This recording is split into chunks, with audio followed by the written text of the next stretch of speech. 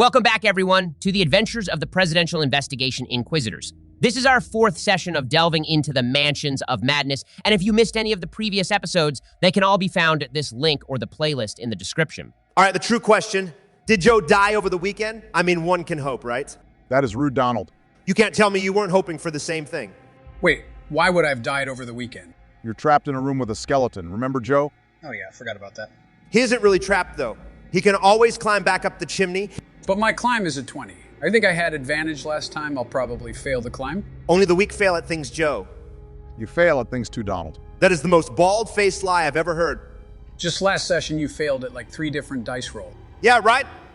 Like you could remember a little detail like that. You know what, Joe? I am tempted to just leave you in that room. All right, well, it seems like Joe remembers last session a bit better, so do you want to do the recap then? Yeah, I got this.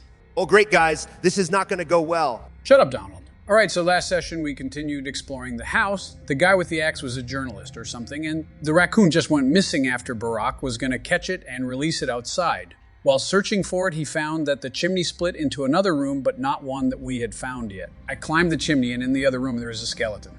Joe, keep that up, and honestly, you can do anything. You remembered all of the major beats. I'm proud of you. It was just luck. God, Barack, honestly, you go way too easy on Sleepy Joe. That was a good recap, Joe. All right, we will get started from there then. It is probably around 5 o'clock in the evening, the sun just beginning to set over the distant hills. Joe is in the room with the skeleton. Donald and Barack are both in the other room. What do you guys want to do? First things first, let's get me out of here. You could try climbing out Joe. Yeah, I just feel like that is gonna fail. Might as well try, though. Damn, that's a 27. I think I should use some luck points, yeah? Yeah, you should. Otherwise, you're going to be stuck in there. All right, Ben, I'll use 7 luck points to make that a success. You are able to climb back up the chimney and back down into the other room. As you do so, your foot actually kicks against the back of the chimney and a small flap opens up, leading back into the room with the emaciated corpse. Are you kidding me, Ben? That was there the whole time.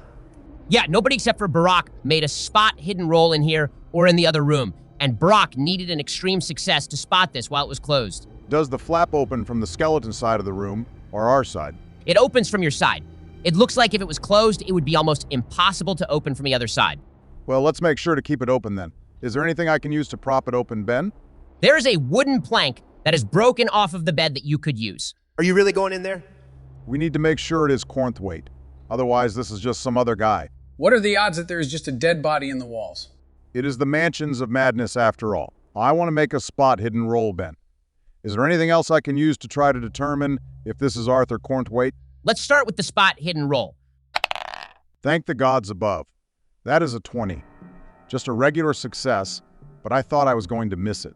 All right, you do notice long scratches around the entrance to the room, as well as candle wax and the remnants of a wick on the floor.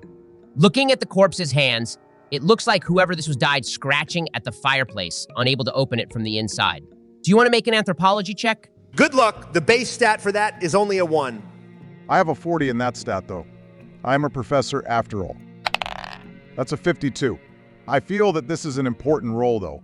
I'll use 12 luck points. You don't see any distinguishing features, but looking at the clothes, you would guess they are at least 40 years old, and do not look similar to the clothes that Arthur had in his bedroom. Damn, it really is another body? Or he's just dressed in weird clothes. Either way, we should probably get the sheriff involved. Or not. I hate that guy. I thought you said he wasn't so bad after he said that lawyers are just thieves with fancy degrees. That doesn't change the fact that he is just a terrible person. I don't think he's done anything to us, has he? Why do you think he is a terrible person? Just mark my words. He is a cultist and probably responsible for the corpse and Arthur going missing. Well, I think we should head back to town, let the sheriff know, and then maybe try to talk to Edith and Hank at the Gamble Suites again.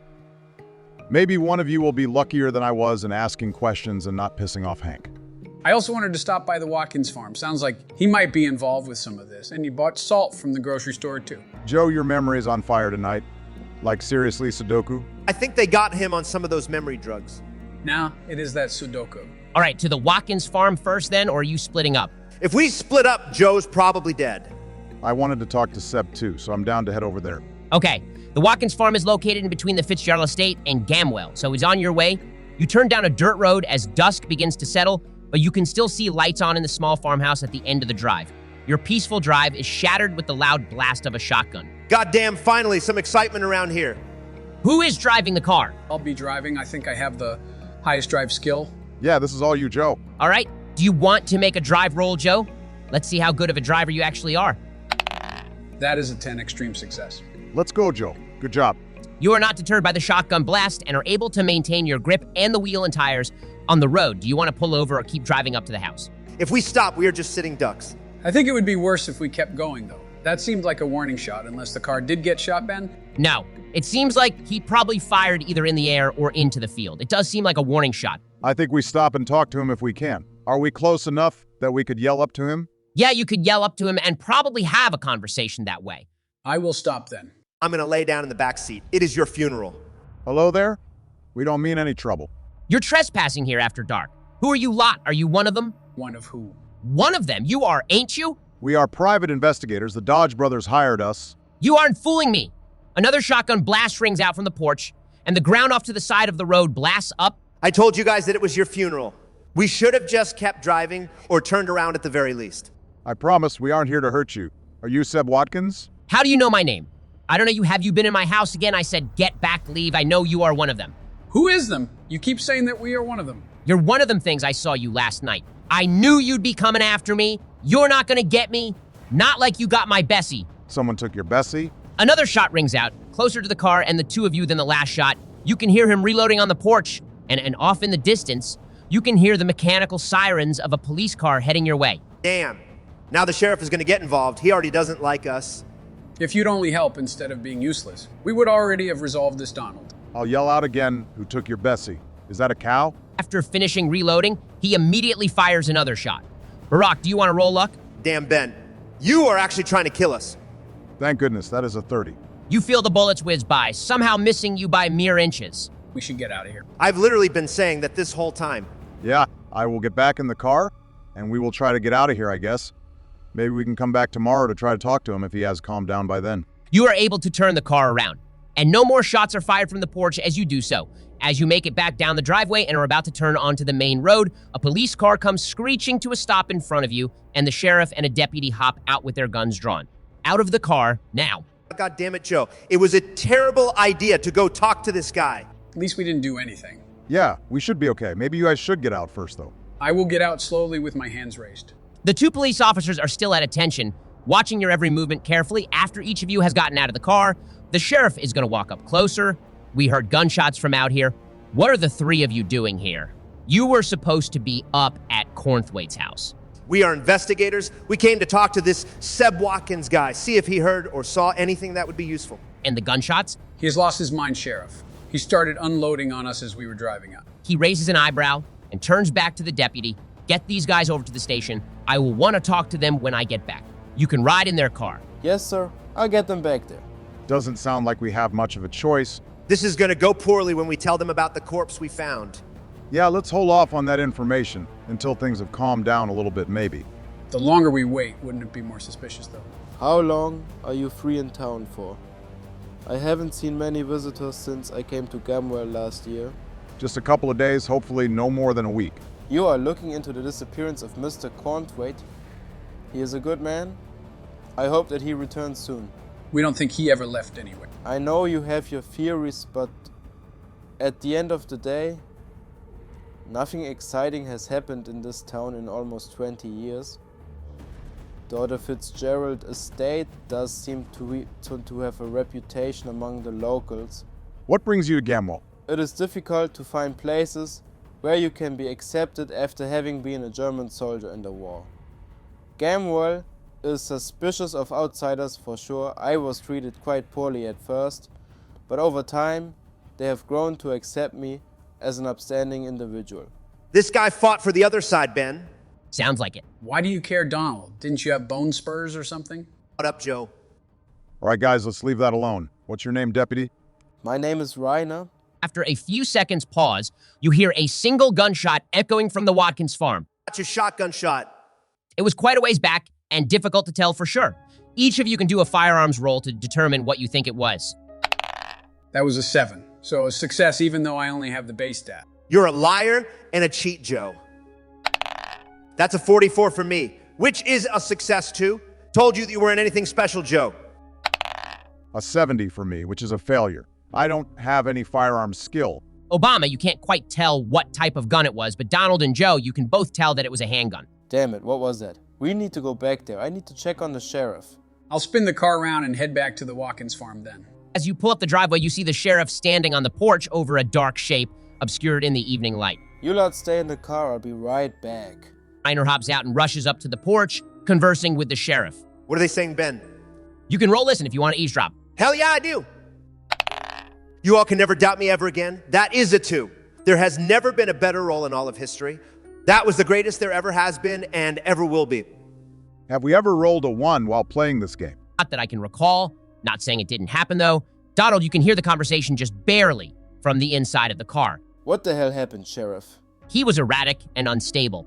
I approached slowly, but when he raised his gun to shoot me, I didn't have a choice. Damn, it sounds like the storyline's up then? Seb started shooting at them as they pulled up. Or they did something to him. I'm telling you, Reiner, nothing good ever comes from strange men claiming to be investigators. I've already told you what happened with the Kerwins. That was ages ago though, and these lots seem okay. So the Kerwins did too. I'll run into town and get the doctor then. He will need to pronounce time of death. Zig grabbed Father Lucian for his last rites too.